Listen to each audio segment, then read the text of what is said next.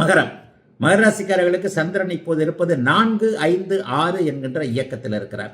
வாரத்தின் ஆரம்பத்தில் 4ஆம் இடத்துல இருக்கிறார். அப்புறம் 5ஆம் இடத்துல குருச்சந்திர யோகம், அப்புறம் 6ஆம் இடத்துல சந்திரமங்கல யோகம்.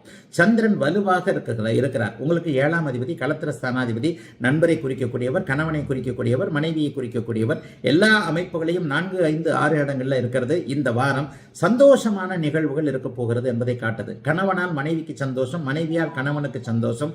ஐயா எனக்கு கல்யாணமே ஆகலை, பெண்ணால சந்தோஷம், ஆனால சந்தோஷம். காதலன் என்கின்ற அமைப்புகளால சந்தோஷம், காதலி என்கின்ற அமைப்புகளால் சந்தோஷம், நட்புகளால், உறவுகளால் ஏதேனும் ஒரு வகையில் ஆறுதல் தேறுதல் போன்றவைகள் இருக்கக்கூடிய மகர ராசிக்காரர்களுக்கு மிகப்பெரிய சாதகமான தன்மைகள் நடக்கக்கூடிய நல்ல வாரமாக இந்த வாரம் அமைஞ்சிருக்குதுங்க. உண்மையிலே இந்த மாசத்தோட, இந்த மார்ச் மாசத்தோட உங்களுக்கு 7.5 சனி என்கின்ற கடும் இருட்டு, அரக்கன், பிசாசு எப்படி வேணாலும் சொல்லலாம். ஒரு 5 வருஷம் உங்களை போட்டு முடக்கி போட்ட 7.5 சனி இப்போது மகர ராசிக்காரர்களுக்கு விலகப் போகிறது. இந்த விலகப் போகின்ற தன்மையின் போற போக்கில் ஏதாவது ஒரு நல்லதை செஞ்சுட்டு போவார்னு சொல்லுவாங்க. டக்குன்னு இந்த வாரமே, இந்த மாசமே எந்த நல்லதும் நடந்துராது.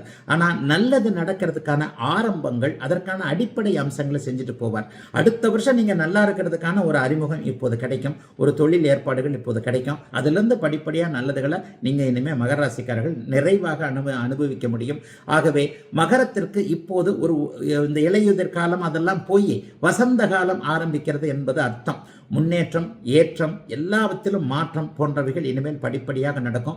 அவங்கவுங்க வயதிற்கு ஏற்றார் போல இதுவரைக்கும் திருமணம் ஆகாதவர்களுக்கு, வாழ்க்கை செட்டில் ஆகாதவர்களுக்கு, வேலை கிடைக்காதவர்களுக்கு, தொழில் முன்னேற்றம் இல்லாதவர்களுக்கு, வியாபாரம் நன்றாக இல்லாமல் இருப்பவர்களுக்கு, பணங்காசு சரியா இல்லாமல் இருப்பவங்களுக்கு, உடல்நிலை முன்னேற்றமாக இல்லாமல் இருப்பவர்களுக்கு, குறிப்பாக ஏதேனும் ஒரு நிலையில கடன் தொல்லைகள் போன்ற அமைப்புகளை கடுமையாக மாற்றிக் கொண்டிருப்பவர்களுக்கு, இன்னும் குறிப்பாக சொல்லப்போனால் ஜிக்ஜாக்கா இருக்கக்கூடிய வருமானங்கள் உள்ள அனைவருக்குமே நல்லவைகள் நடக்கக்கூடிய, எல்லாம் நல்லபடியாக நடக்கப் போகின்ற யோக வாரம் இந்த வாரம் மகர ராசிக்காரர்கள் எல்லோருக்கும்.